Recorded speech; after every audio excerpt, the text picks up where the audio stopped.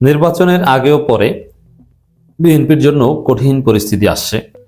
তারেক রহমান লন্ডনে ফিরে যেতে বাধ্য হতে পারেন।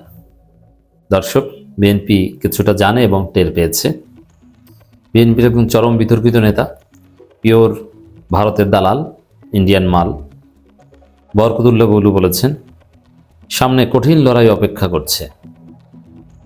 এই কঠিন লড়াইটা কি? কেন কঠিন লড়াইয়ের কথা বলছেন? হ্যাঁ, আপনারা জানেন যে শ্রদ্ধেয় সাংবাদিক মাহমুদুর রহমান তারেক রহমানকে সতর্ক করেছে যে শেখ মুজিবের মতো পরিণতি হতে পারে। কারণ তারেক রহমান আপনি জানেন না, আপনার আশেপাশে কারা ঘুরঘুর করছে আপনি চেনেন না, এবং দালাল সাংবাদিকরা সবাই আপনাকে ঘিরে ধরেছে। আপনি মনে করছেন তারা আপনার লোক, আসলে আপনি কিছুই জানেন না। আপনি বাস্তবতা না জানার কারণে শেখ মুজিবের মতো পরিণতিতে পড়তে পারেন। এটা মাহমুদুর রহমান সতর্ক করেছে। মির্জা ফখরুলও বলেছে সামনে কঠিন পরিস্থিতি। বরকতুল্লাহ বুলুও বলছে সামনে কঠিন লড়াই অপেক্ষা করছে। এর মানে আসলেই বিএনপির জন্য কঠিন পরিস্থিতি অপেক্ষা করছে। কেন, কি কঠিন পরিস্থিতি? এটা দুইটা দিক। একটা হচ্ছে যে আসলেই বিএনপির কপালে বিপদ আছে। কেন বিপদ আছে? জামাত কি বিএনপিকে পেটাবে ক্ষমতায় এসে? না, সেটাও না। কি বিপদ আমি বলছি। দ্বিতীয় হচ্ছে বিএনপির পার্সপেক্টিভ।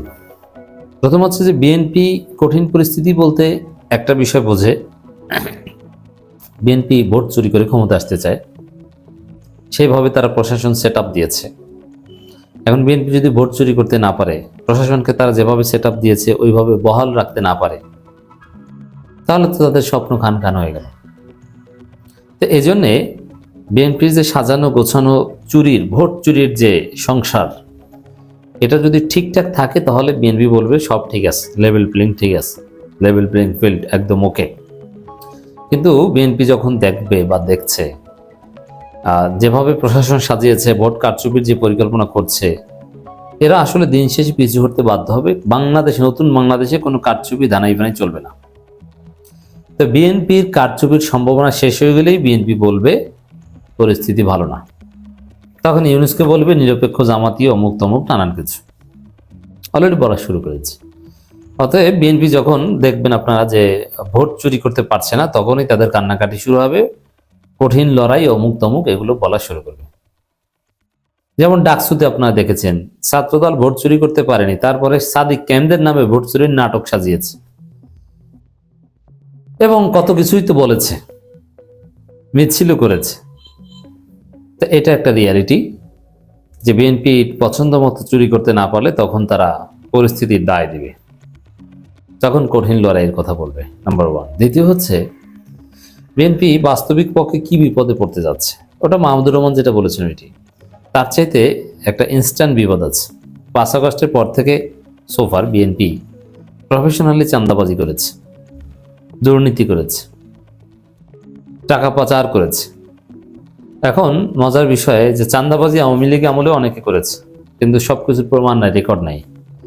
কিন্তু বিএনপি যে চাঁদাবাজি করেছে, অর্থ পাচার থেকে শুরু করে আরো যত অপরাধ করেছে, সবকিছুর প্রমাণ সরকারের কাছে আছে।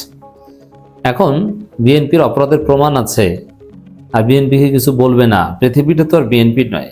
যেহেতু বিএনপি প্রমাণ রেখে অপরাধ করেছে, এর মাসুল বিএনপিকে দিতে হবে। প্রমাণ না থাকলে ভিন্ন কথা ছিল। যেমন আওয়ামী লীগ অনেক অসংখ্য অপরাধ করেছে যার কোনো প্রমাণ নেই। আমি আপনি হয়তো জানি, কিন্তু প্রমাণ নেই। প্রমাণ না থাকলে আপনি কিচ্ছু বলতে পারবেন না, করতে পারবেন না।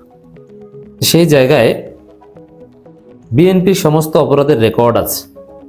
তার রেকর্ড থাকার কারণে ওইটাকে নানান গোষ্ঠী ব্যবহার করবেই। নির্বাচনের আগেই দেখবেন যে বিএনপির চাঁদাবাজি থেকে শুরু করে ভারতের দালালি, নারীবাজির অনেক প্রমাণ নির্বাচনের আগে বাজারে এসেছে। সোশ্যাল মিডিয়া ওগুলোর মাধ্যমে সয়লাভ হয়ে গেছে, আপনি দেখবেন, জাস্ট ওয়েট এন্ড সি। তখন আপনি কি করবেন?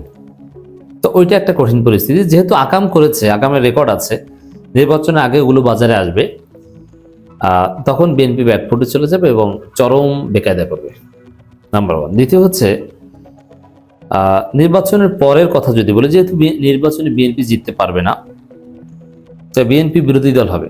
এখন বিরোধী দল হিসেবে জামাতের ক্ষেত্রে জামাত সরকারের আমলে কোনো বিরোধী দল থাকবে না, মিনিমাম ফর 5 ইয়ার্স। সবাই মিলে একটা ঐক্যমতের জাতীয় সরকার চালাবে, জামাত এবং বিএনপি। এবং অন্যান্য শব্দ, এটা জামাতের থিওরি। সেই জায়গায় বিএনপি জামাতের শত্রু হবে না, মিত্র হবে, জোটের শরিক বা সরকারের পার্টনার হবে। সেখানে আলাদাভাবে বিএনপিকে কোনো পলিটিক্যাল হয়রানি করবে, পলিটিক্যাল নির্যাতন করবে জামাত, এটা হওয়ার কোনো সম্ভাবনা নেই। এর প্রমাণ হচ্ছে, দেখেন, বাংলাদেশের গুরুত্বপূর্ণ সমস্ত বিশ্ববিদ্যালয় শিবির ক্ষমতায়, শিবির একদম নির্বাচনের মাধ্যমে ক্ষমতায়, 5টা শীর্ষস্থানীয় বিশ্ববিদ্যালয়।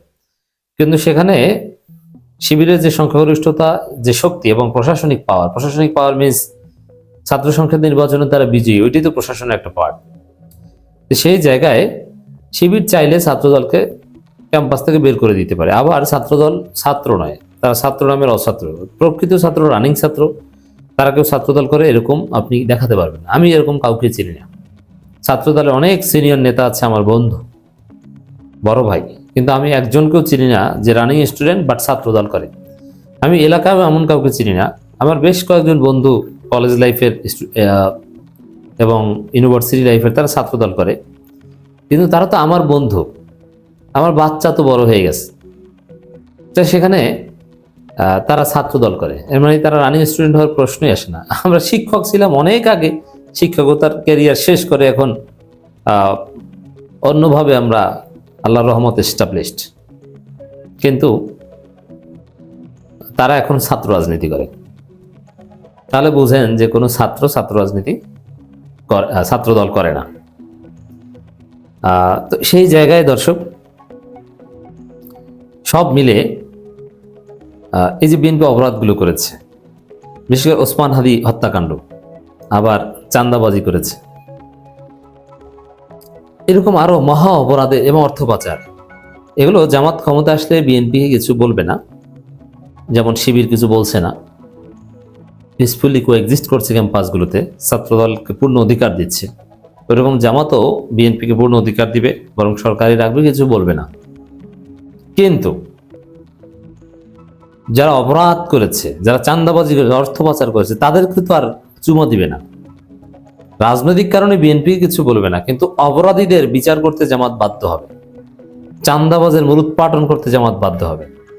আর এই চাঁদাবাজের বিচার এবং অপরাধীদের মূলোৎপাটন করতে গেলেই বিএনপি ধরা খেয়ে যাবে। তখন বিএনপি বলবে যে এই যে আমরা কঠিন বিপদে পড়েছি। আসলে বিপদে পড়বে তাদের আমলের কারণে।